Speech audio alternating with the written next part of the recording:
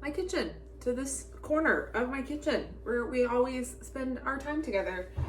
I'm going to show you today the easiest cobbler that is delicious every time, no matter what fruit you use. It's impossibly easy to remember the recipe. Like, it's gonna go so fast. Like, I didn't even make a coffee for this. Like, it's 2 seconds. Okay, the longest part is me like explaining to you what goes in there. So I'm making an apple today because I still have some jars of preserved apples that I canned in the fall. We also have floating around here in the freezer somewhere some peaches that I got from the peach truck over the summertime. Yeah, I think so. That we're still working through, but you could use fresh fruit, berries, frozen. I just kind of always steer clear of like pie filling, just because it's so sweet and so gooey. So these are just apples that were canned in sugar water.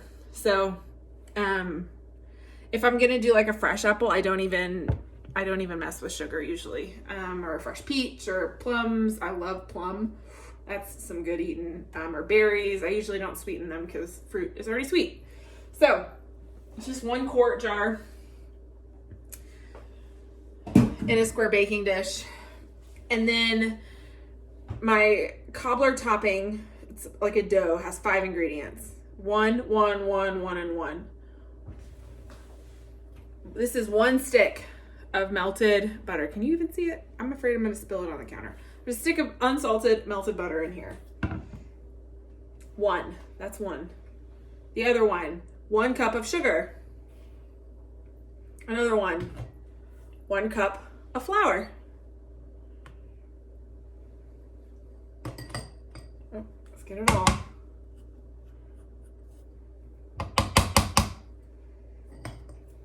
Another 1 egg.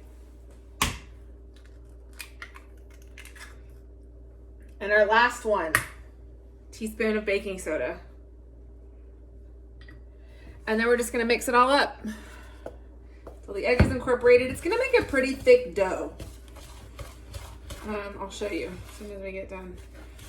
I might add a splash of salt, just because this is unsalted butter.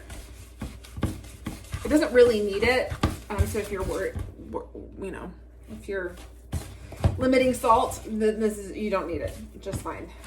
But let me just throw in like a quarter teaspoon. Okay. Give it a good stir. You want to get all the lumps out.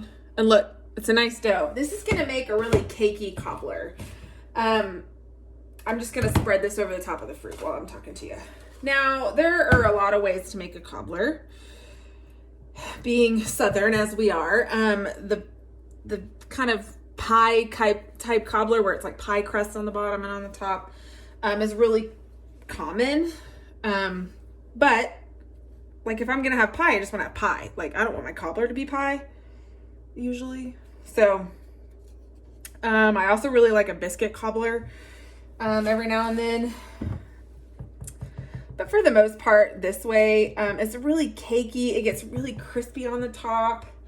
But it's like, just, like gooey in a good way in the middle. And it's just good every time. So that's it. 1, 1, 1, and 1. 1, 1, 1, 1. And one more. 5 ones. And so you can multiply up or down. So like if I was going to do a 9 by 13, I would double that. So I'd do 2, 2, 2, 2, and 2. So that's what it looks like. Goes into 350-degree oven. And I'll let you know how long it takes when it comes out because I don't really know. Oh, my necklace. I hate that. I hate that. All right, it's going in the oven. See you in a minute. All right, it's done.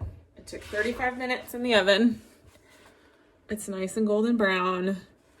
I'm about to scoop some out and eat it because it's really good.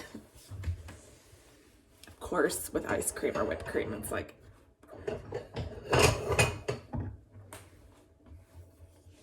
It gets like really crispy on the outside, but like just so delicious. My niece says delicious. Well, she did. She doesn't anymore, which is really unfortunate. But see how it's just like, oh, it's so good. It's so good. So it's the easiest dessert. Happy cooking. See you tomorrow. Bye.